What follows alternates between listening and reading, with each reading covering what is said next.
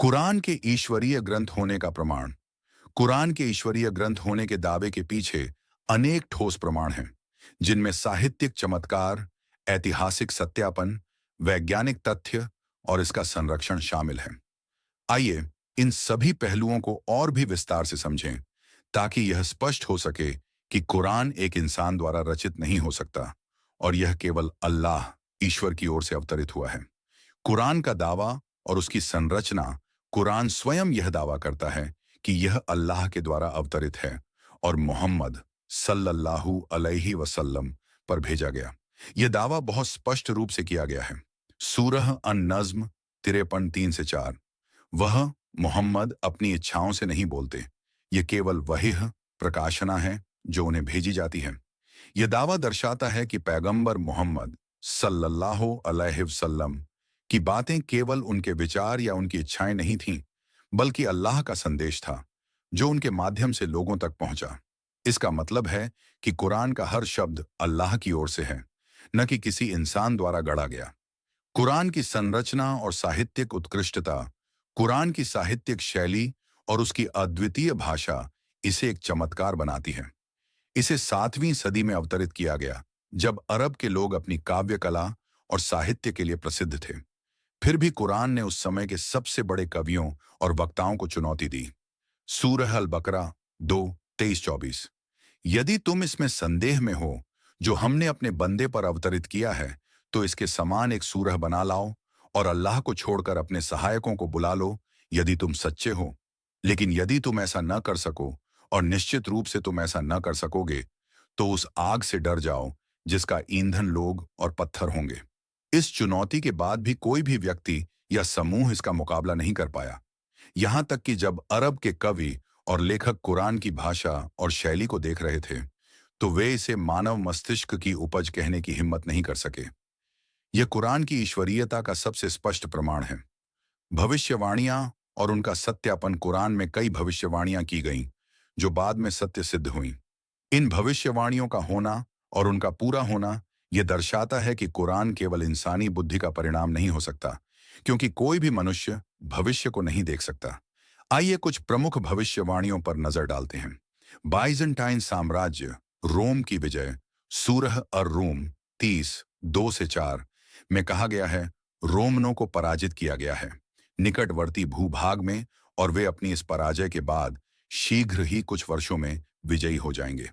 यह भविष्यवाणी उस समय की गई थी जब बाइजेंटाइन साम्राज्य को फारस ने हरा दिया था, और ऐसा लग रहा था कि वे फिर से खड़े नहीं हो पाएंगे। लेकिन कुछ वर्षों बाद बाइजेंटाइन साम्राज्य ने फारस पर जीत हासिल की, जिससे यह भविष्यवाणी सत्य सिद्ध हुई। यह घटना इतिहास में दर्ज है और इसका कोई इनकार नहीं कर सकता।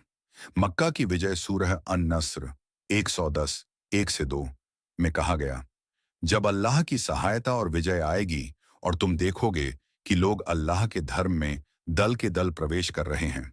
यह भविष्यवाणी मक्का विजय की ओर इशारा करती है, जो इस्लाम के प्रसार का एक महत्वपूर्ण मोड़ था। जब यह भविष्यवाणी की गई, उस समय मुसलमानों की संख्या कम थी और मक्का की विजय असंभव लगती थी। लेकिन कुछ सालों बाद पैगंबर मोहम्मद सल्लल्लाहु अलैहि वसल्लम और उनके अनुयायियों ने मक्का को फतह किया और इस्लाम तेजी से फैलने लगा। इस तरह यह भविष्यवाणी भी सत्य साबित हुई। कुरान और विज्ञान।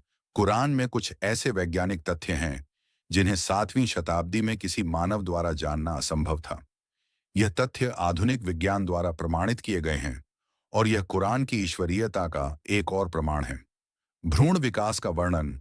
सूरह अल-मोमिनून 2:13 से 14 में भ्रूण के विकास के चरणों का वर्णन किया गया है। फिर हमने नुत्फा को लोथड़े में बदल दिया, फिर लोथड़े को मांस का टुकड़ा बनाया, और फिर उस मांस को हड्डियों में बदल दिया, और फिर हड्डियों पर मांस चढ़ा दिया। आज की आधुनिक भ्रूण विज्ञान इस बात की पुष्टि करती है कि भ्रूण का विकास बिल्कुल इसी तरह होता है। लेकिन 7वीं शताब्दी में, जब कोई माइक्रोस्कोप नहीं था और न ही भ्रूण विज्ञान के बारे में जानकारी थी, यह सटीक विवरण केवल अल्लाह की ओर से अवतरित हो सकता था। ब्रह्मांड का विस्तार। सूरह अल-अंबिया 21:30 में कहा गया है, क्या जिन लोगों ने इनकार किया, उन्होंने यह नहीं देखा कि आकाश और पृथ्वी दोनों एक साथ जुड़े हुए थे, फिर हमने उन्हें अलग किया। यह आयत ब्रह्मांड के निर्माण की ओर इशारा करती है, जिसे आज हम बिग बैंग थ्योरी के रूप में जानते हैं। इस वैज्ञानिक सिद्धांत के अनुसार ब्रह्मांड एक बड़े विस्फोट बिग बैंग से अस्तित्व में आया।